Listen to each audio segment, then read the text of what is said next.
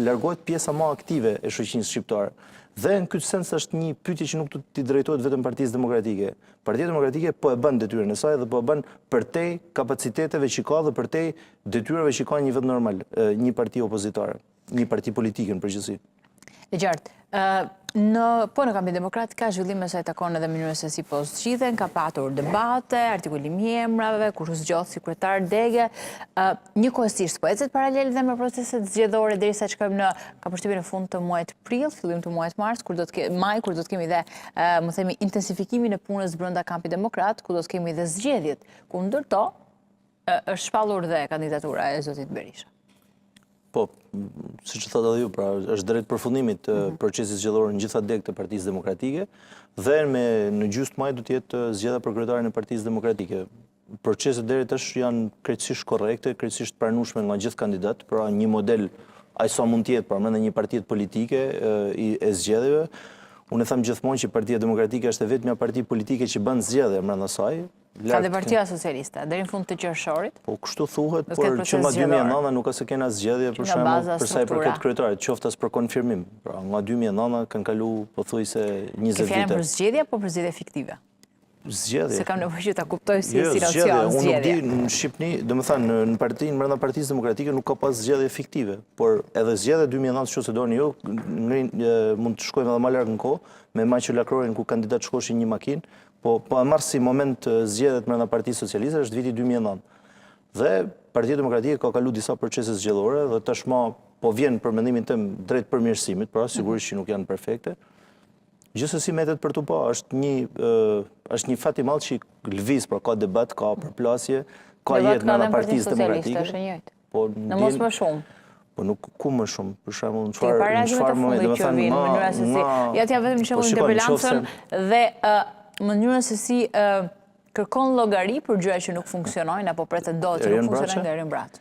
Po pra, Erien Braçi flet për çmimin e ministrit kur në Shqipëri vjellet i gjithë buxheti i shtetit. Pra i fundit socialist që doli përballë në Partinë Socialiste me teza konkrete kundër kësaj partie ishte zoti Blushi dhe përfundoi drejtori i një mediat krejtësisht pranë qeverisë Rama. I vetmi rast ku kena artikulim. Sa ti lexon ti po të shtin nëse ne flasim për çmimin e preshit, një moment që vendimet e qeverisë merren bodrume. Jo, ai nuk flet për çmimet të produkteve as të shportës as më tej. Jo, ai del në moment frontal dhe në përballje madje kërkon interpelancë shumë shpesh me disa kryeministrave. Këtë herë ka patur dhe ministrin e bujqësisë kur ne e dim të gjithë shumë mirë se ku ka qenë problematikat në këtë ministri të mbartura, edhe sot e vendos në një moment Veshpasulla Pasmuri dhe kërkon llogari. Nuk arrin dot të lexosh një element këtu? Që ja t'ju shpjegoj. Sigurisht që është një lajm i mirë që flitet edhe për parkingjet e gabuara, për çmimin e ministrit, sigurisht nga një parti ku nuk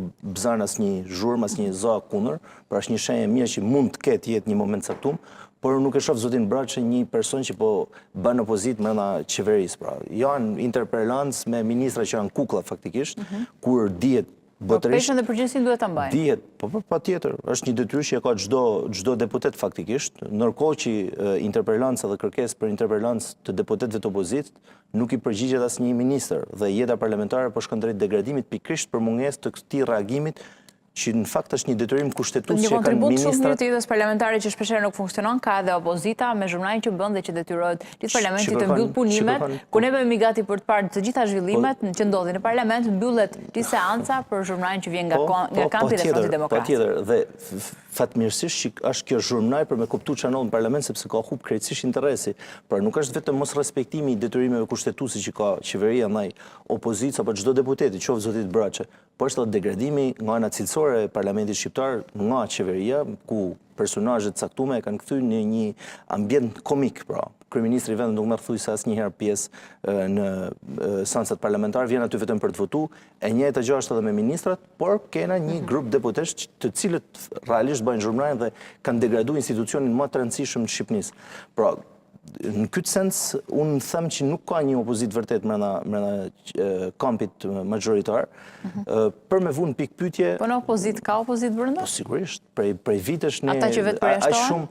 Apo ata që përjashtohen nga strukturat me firmë dhe me vullë? Për te emrave të përveçëm, aq shumë ka, në që se do një këthena dhe të emrat e përveçëm. Po tjetër, kemi ka. Për te debatit të emrave, në Partinë Demokratike ka pas që nga krijimi i saj, pra, në 34 vite, në 35 vite, ka pas gjithmonë debat të brendshëm, gjithmonë përplasje, pikërisht se është partia më demokratike, po ku nuk i ke, cilë zona janë? Nuk janë brenda, as në struktura, as në kupolën drejtuese. Gazmend Bardhi, për shembull, nuk është pjesë e Partisë Demokratike. Ka patur trajtore tjetër, ka patur trajtore tjetër, zoti Bardhi, në mënyrë se nuk është pjesë e Partisë katapultuar në Partinë Demokratike. Po gjithë Demokratike. zona kritik që kanë brenda Partisë Demokratike dhe është diçka krejt normale brenda kampit tonë. Pra të kesh zona kundër, madje deri në përplasje mediatike, që për mua është unë jam kundër kësaj, pra një përplasje e shneshme bëhet brenda forume, megjithatë gjithë këto emra që të përmenda kanë kënë kritik haptasin e Partisë Demokratike dhe janë aty, janë pjesë e forumeve, janë pjesë.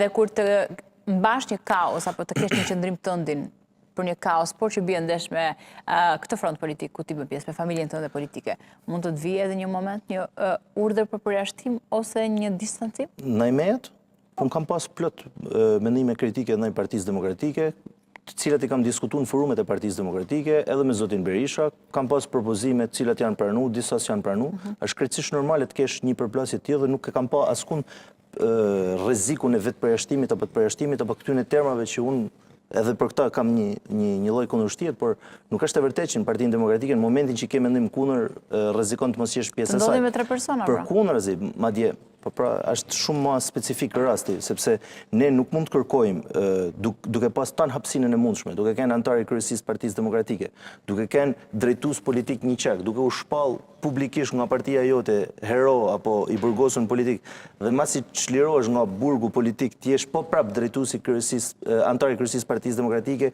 drejtues një zonë caktuar të rëndësishme të Tiranës dhe thosh nuk kam hapësinë brenda Partisë Demokratike.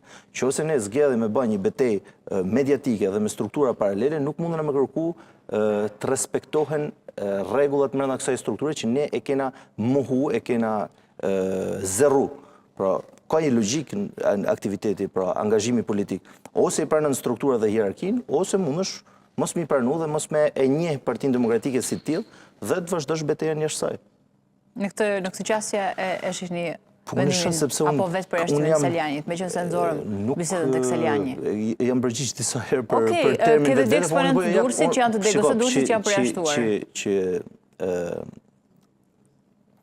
Pra, për me kuptu atë që përnoll, ne të merrem me fenomenin, pra. Edhe herë, unë thash që nëse ne jena brenda forumeve, ka hapësina plot edhe për me kenë kundërshtues, badje shpesh herë kthehet si një promovimit brenda Partisë Demokratike kur je kritik me mos të diskutojnë në media, mos jenë mediatike dhe mos kuptojnë nga publiku dhe nga strukturat, nga baza, por të jetë brenda. Tash nëse ne dona me përmirësu Partinë Demokratike, nuk besoj se ka ndonjë efekt pozitiv nëse ne debatet që duhet bëhen në forumet e Partisë Demokratike të bëhen banaqe televizive. Përndryshe i bën të jetë një agjendë personale që është krejtësisht e drejtë, në debatin publik, në demokraci është krejtësisht legjitime, por duhet ketë këto përplasje dhe këto pasoja politike, sepse edhe herë, siç e thash, nuk mundena edhe mos me respektu forumet e Partisë Demokratike dhe me kërku të drejtë. Të ishte respektuar forumi dhe e gjithë struktura e brendshme dhe rregulloria e brendshme minimumi shumë njerëz aty s'do i kishe fare. Ju thash gjithë emrat të cilët kanë kenë krejtësisht haptas kritik ndaj zotit Berisha, ndaj vendimeve të Partisë Demokratike. Një pikë statutit, ku shumë zgjedhjet largohet. Sigurisht. Nuk zbatohet. Ku nuk zbatohet?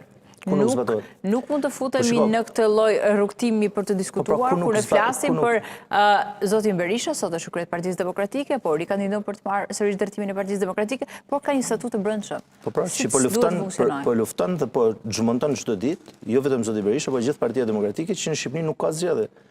Nuk ka zgjedhje kur kena një bandë kriminale e cila vendos për deputet me mira vota, pra qarta si duket në shifra, ku e gjitha administrata e shtetit vendosen në shërbim të zgjedhjeve. Jo, të dikoj kisha për gjë tjetër.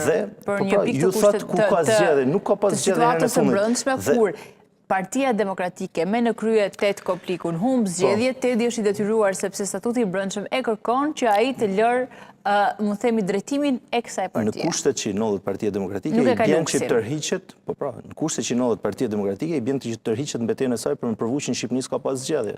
Dhe prej një vitit, po më është kauza kryesore e Partisë Demokratike. Unë nuk po them që ne të vim të njëjtat kushte në 2029 dhe të futen në zgjedhje duke thënë që po të ka... Unë jam e bindur që njëjtë do futen në zgjedhje. Unë mendoj që ja. Unë mendoj që kjo qeveri nuk i arrin ditën e saj deri në fund. Sepse nuk ka logjik. Kam ca vite në këtë banak. Në qoftë se në Shqipëri. Dakor, jo nga unë. Nga shumë eksperiencë Partisë Demokratike. Jo nga unë, unë nuk besoj. Me kontribut, me shumë vite të angazhuar në strukturat e Partisë Demokratike, pakën në këtë logën, në këtë tryezë. Mundet me nollë edhe ajo.